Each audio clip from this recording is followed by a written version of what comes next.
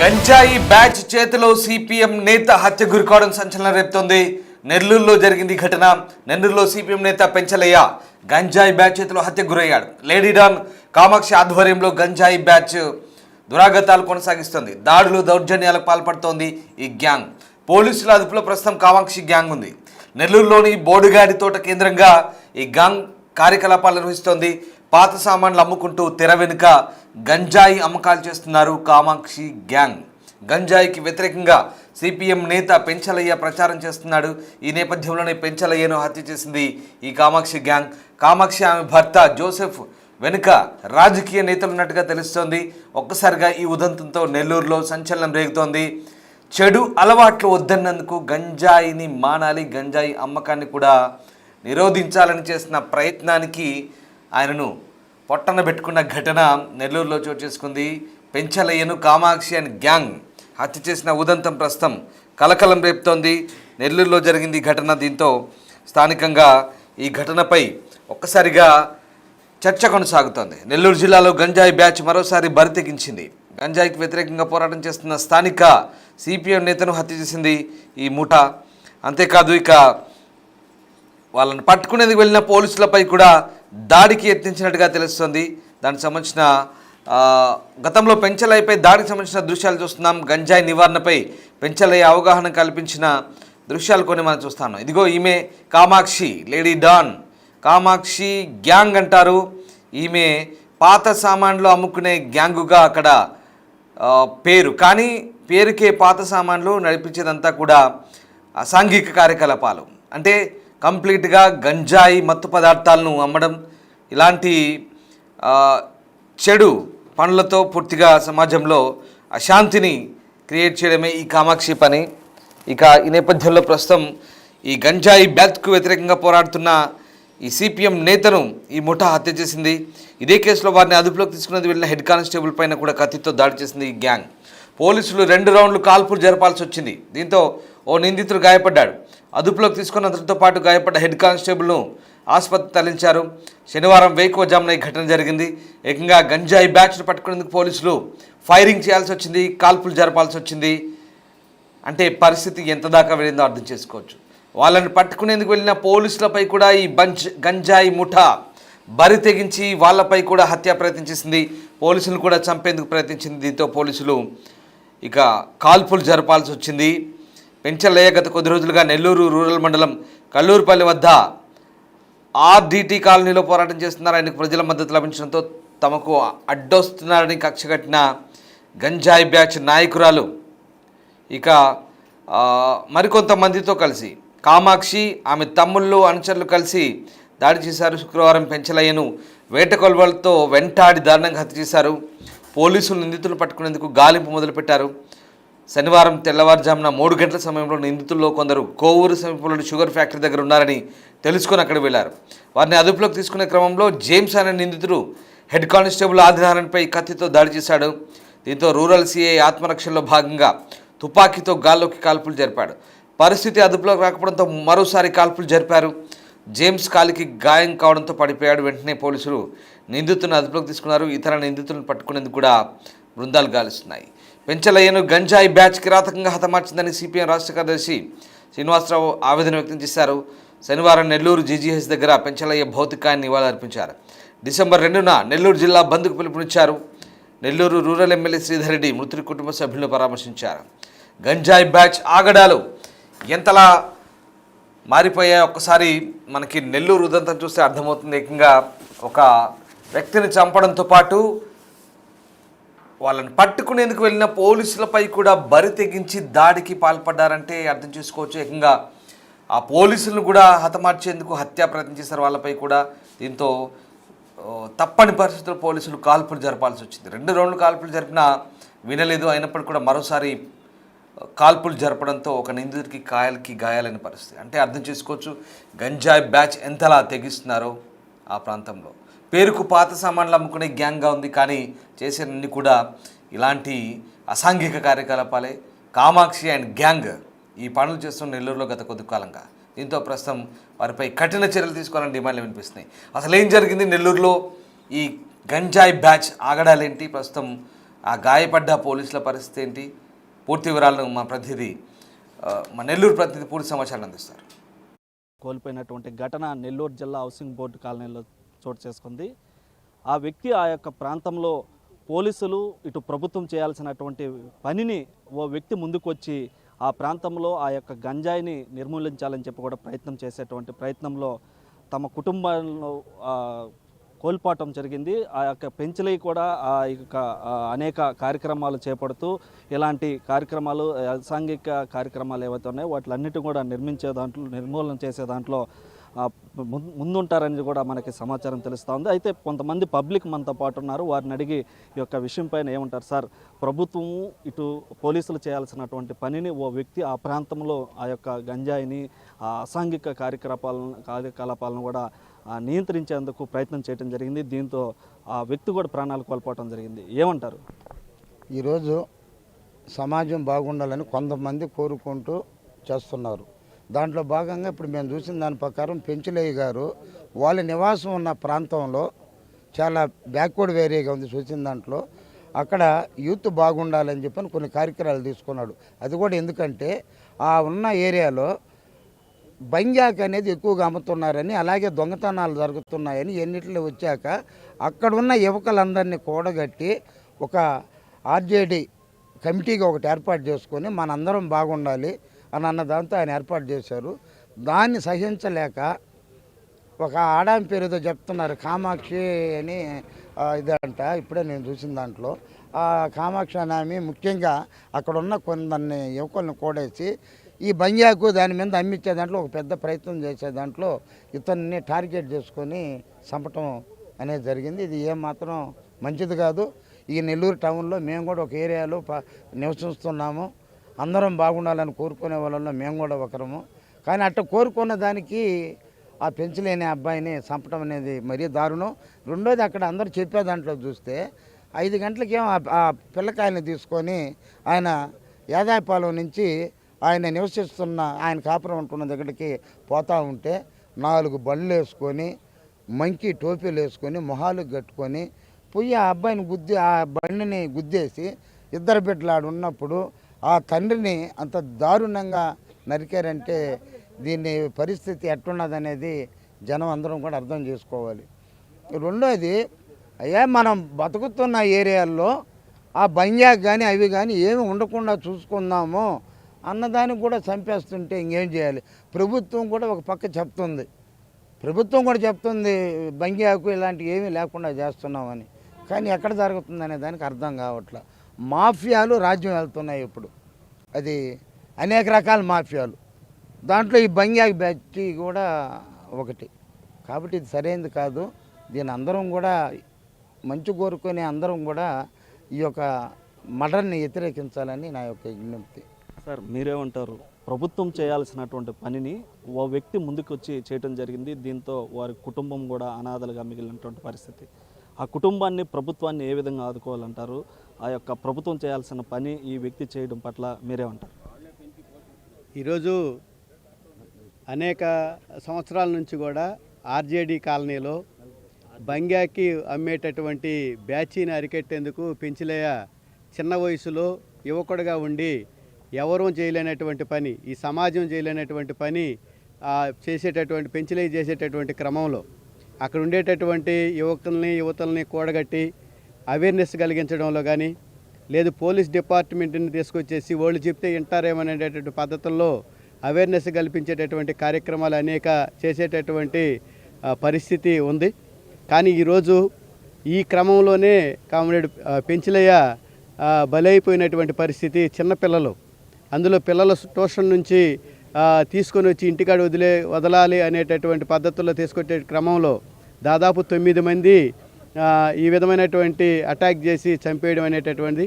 ప్రధానంగా ఒక మహిళ, ఆమె అనేక సంవత్సరాల నుంచి కూడా అక్కడ బంగాకు అమ్మేటటువంటి పరిస్థితి, అనేక కేసులు బంగాకు పట్టుకున్న కేసులు కూడా ఆమె పైన ఉండేటటువంటి పరిస్థితి. ఇక్కడ పెంచలయ్య ఎదిగొస్తే నా వ్యాపారం జరగదు, నేను అభివృద్ధి కాలేని అనేటటువంటి ఒక దురుద్దేశంతో ఒక చిన్న వయసులో ఉండేటటువంటి పెంచలయ్యని ఈ విధమైనటువంటి చంపేయడం ఇది సరైనటువంటి పద్ధతి కాదు.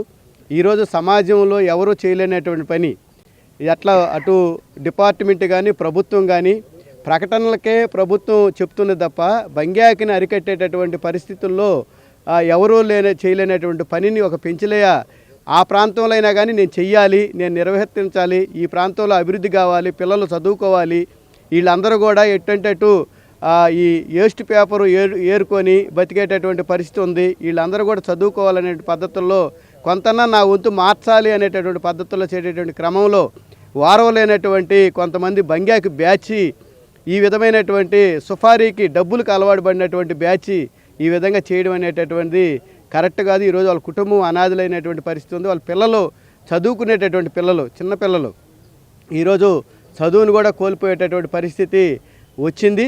అందుకని ఏదైతే కామాక్షి వాళ్ళ టీం ఉందో తక్షణమే వాళ్ళందరినీ కూడా అరెస్ట్ చేసి కఠినమైనటువంటి శిక్షించాలని చెప్పేసి సందర్భంగా తెలియజేస్తున్నాం. అంటే ఈరోజు పెంచలయ్య కుటుంబం కూడా వాళ్ళ బిడ్డలు, వారి భార్య, వారంతా కూడా అనాథలుగా మారినటువంటి పరిస్థితి. ఆ కుటుంబంలో కూడా విషాద ఛాయలు అలుముకున్నాయి. అంటే ఒక మంచి పని చేస్తే ఇలాంటి దురాఘాతాలు, ఇలాంటి కిరాతకాలు చేయటం పైన ఏమంటారు?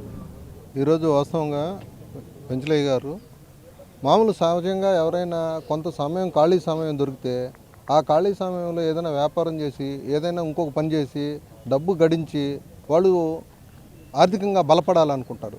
కానీ పెంచలయ్య అంటే కొంతమంది మాత్రమే తన ఖాళీ సమయాన్ని ప్రజల కోసం, ప్రజాహితం కోసం వెచ్చించేటటువంటి వ్యక్తులు చాలా అరుదుగా ఉంటారు. ఎందుకనంటే నిజంగా అతను అక్కడ ఒక కమిటీని ఏర్పాటు చేసి ఈ కాలనీలో ఎలాంటి దురాఘాతాలు జరగకూడదని, చెడు వ్యసనాలకు బానిస కాకూడదని, అందరం బాగుండాలని అని ఒక మంచి ఉద్దేశంతో అక్కడ అనేక సదస్సులు నిర్వహించి అతను కళాకారుడు కూడా అని తెలిసింది. ఆయన కళాకారుడే, ఆయన పాటల ద్వారా కూడా మంచిగా ఉండాలి, సమాజం బాగుండాలి, సమాజంలో ఉండేటటువంటి మనందరం బాగుండాలి అనేటటువంటి ఒక మంచి ఉద్దేశంతో ఆయన ఈరోజు ముందుకు వస్తే అతన్ని అతి కిరాతకంగా చంపడం అనేది నిజంగా చాలా బాధాకరం. ఎందుకనంటే వాస్తవంగా మనం ఈరోజు గమనించినట్టయితే ఎక్కడో సినిమాల్లో చూస్తున్నాం, ఆడవాళ్ళు డాన్లాగా వ్యవహరించి ఆడవాళ్ళు వెనకుండి ఒక గ్యాంగుని నడిపించి ఆ గ్యాంగు ద్వారా అతన్ని హత్య చేయించారు అని అంటే నిజంగా ఇది పోలీసులు ఉక్కుపాదంతో అణచాల్సినటువంటి పరిస్థితి ఉంది. ఎందుకనంటే ఇదే విధంగా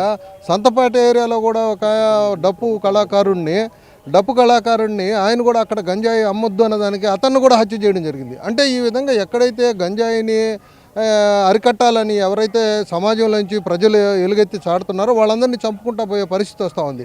కాబట్టి ఇటువంటి పరిస్థితుల్లో ప్రభుత్వం కూడా ముందుకొచ్చి ఈ విధంగా నష్టపోయినటువంటి వాళ్ళ కుటుంబాన్ని నిజంగా ఆయన వాళ్ళ బిడ్డలను తీసుకొని స్కూల్ నుంచి ఇంటికి వస్తున్నప్పుడు చంపేశారంటే ఆ బిడ్డలు వాళ్ళ అనాథులయ్యారు, ఆ కుటుంబం రోడ్డును పాలైంది. కాబట్టి ప్రభుత్వం వాళ్ళని ఆదుకోవాలని ఈ సందర్భంగా వాళ్ళని మంచి ఒక 25 లక్షల రూపాయలు ఆయనకి ఎక్స్గ్రేషియా ఇచ్చి ఆ కుటుంబాన్ని ఆదుకోవాలని ఈ సందర్భంగా మేము కోరుకుంటున్నాం. అంటే ఏదైతే ప్రజల కోసం, ప్రజాహితం కోసం పాటుపడేటువంటి వ్యక్తి ఆ ప్రాంతంలో గంజాయిని, అంటే ప్రభుత్వం ఇటు పోలీసులు చేయాల్సినటువంటి పనిని ఓ వ్యక్తి ముందుకు వచ్చి ఆ ప్రాంతంలో నియంత్రించాలన్నటువంటి చేసినటువంటి వ్యక్తి ప్రాణాలు కోల్పోవటం, వారి బిడ్డల ముందే అతి కిరాతకంగా కొంతమంది గంజాయి బ్యాచ్ చేతిలో ఆయన మృతి చెందటం పైన కూడా ఇటు పబ్లిక్ అంతా కూడా ఆగ్రహం వ్యక్తం చేస్తూ ఉన్నారు. అయితే వారి కుటుంబాన్ని కూడా ప్రభుత్వం ఆదుకోవాలని చెప్పి వారు పబ్లిక్ అయితే కోరుతున్నటువంటి పరిస్థితి. నెల్లూరు నగరంలోని Kallurupalli housing board RTT colony వద్ద దారుణ హత్య జరిగింది.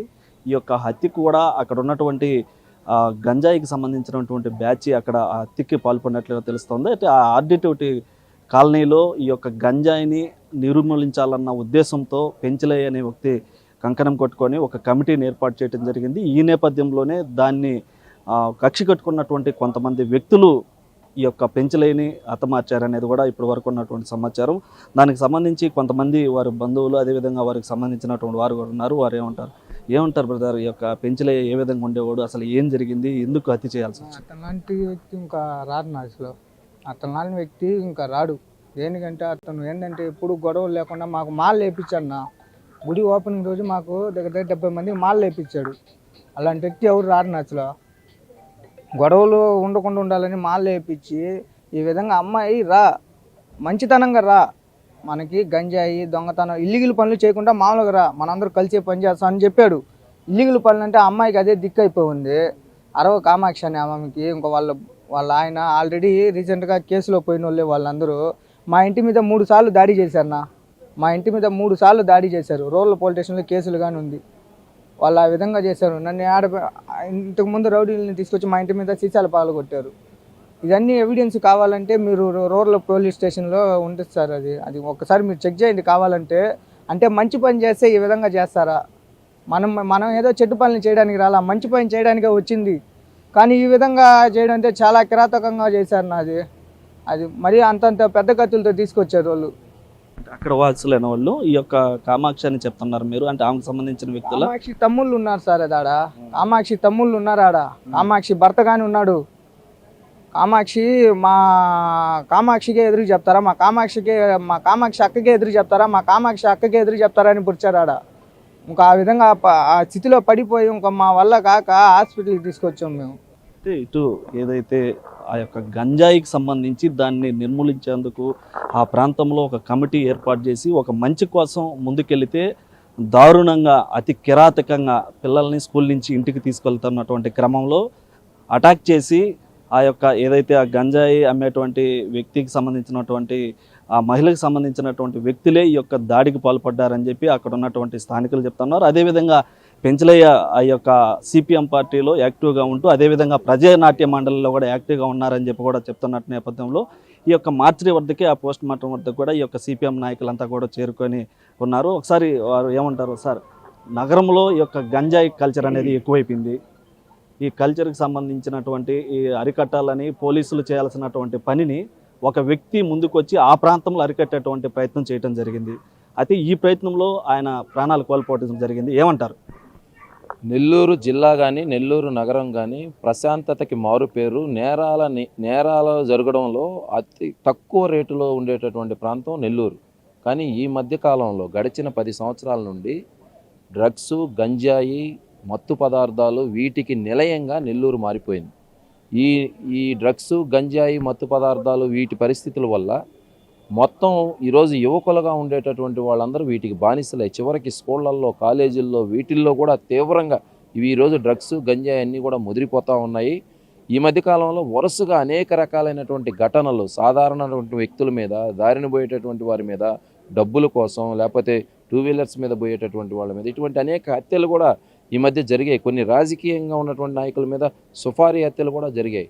ఈ మధ్య డప్పు కళాకారుడు అనేటటువంటి ఒక అతను మునీర్ అనే మీద జరిగాయి. కానీ ఈ మరణాలన్నీ ఒక లెక్క. పెంచలయ్యది ఒక ప్రత్యేకమైనటువంటి పరిస్థితి.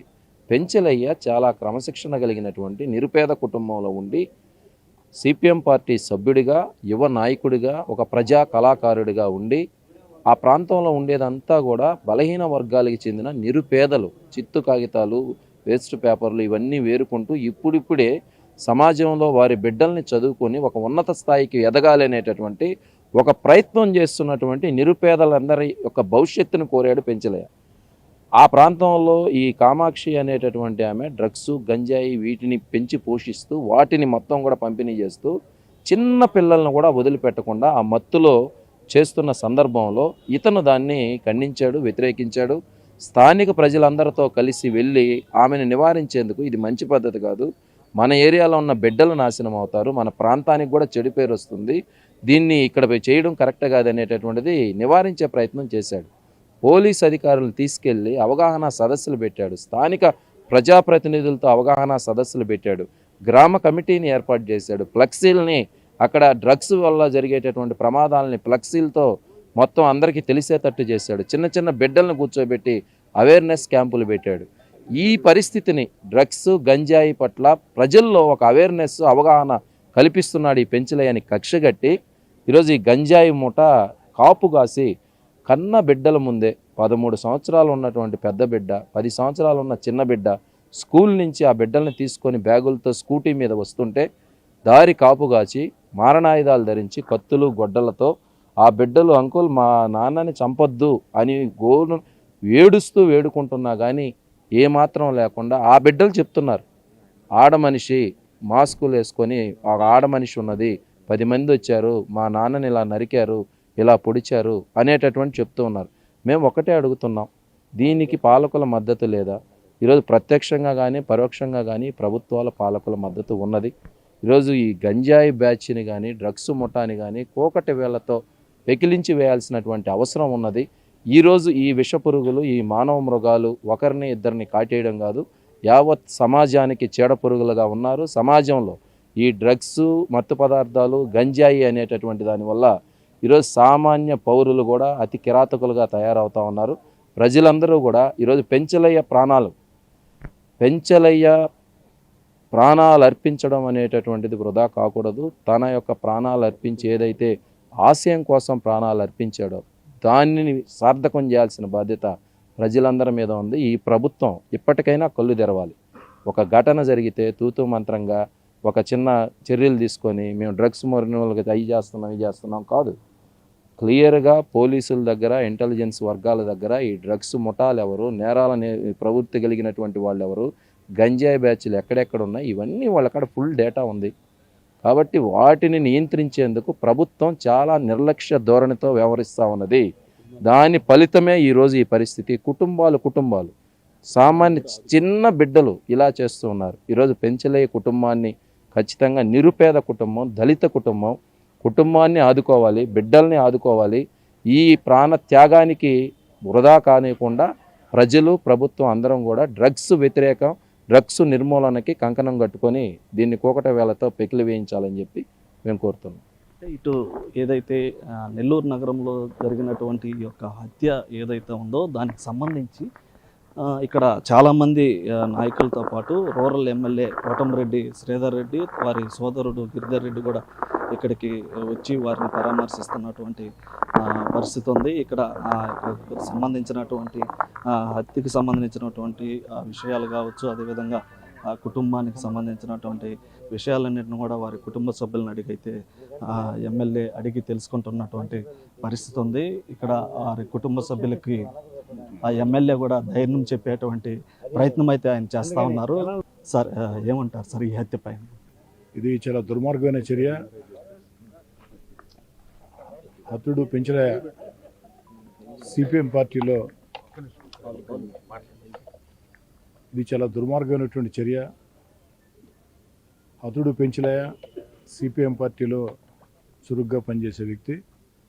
స్థానికంగా కూడా స్థానిక సమస్యల మీద అన్ని పార్టీలతో కూడా కలిసిమెలిసి ఉండే వ్యక్తి. వ్యక్తిగతంగా నాకు కూడా బాగా తెలిసిన వ్యక్తి. నా కాడికి ఎప్పుడు వచ్చినా కూడా ఏదైనా ప్రాంతానికి సంబంధించి ప్రజల సమస్యలు అడిగేవాడు తప్ప ఏ రోజు కూడా మరొకటి అడిగింది లేదు. ఈరోజు ఈ సంఘటన పాల్పడినటువంటి వ్యక్తుల మీద పోలీస్ శాఖ ఇప్పటికే కఠిన చర్యలు చేపట్టింది. ఇంకా కూడా కఠిన చర్యలు చేపట్టాలని, ముఖ్యంగా రౌడీలు, గూండాలు, ఏదైతే భూ కబ్జాదారులు, ఈ గంజాయి బ్యాచ్ల మీద ఇంకా కఠిన చర్యలు చేపట్టాలని ఇప్పటికే పోలీస్ శాఖ దీని మీద తీసుకున్నటువంటి చర్యల్ని స్థానిక శాసనసభ్యుడిగా పూర్తి స్థాయిలో సమర్థిస్తూ ఇంకా కూడా కఠిన చర్యలు తీసుకోవాలని చెప్పని అందుకు అన్ని రాజకీయ పార్టీలు, ప్రజా సంఘాలు కూడా సహకారం అందిస్తాయని చెప్పి తెలియజేస్తుంది.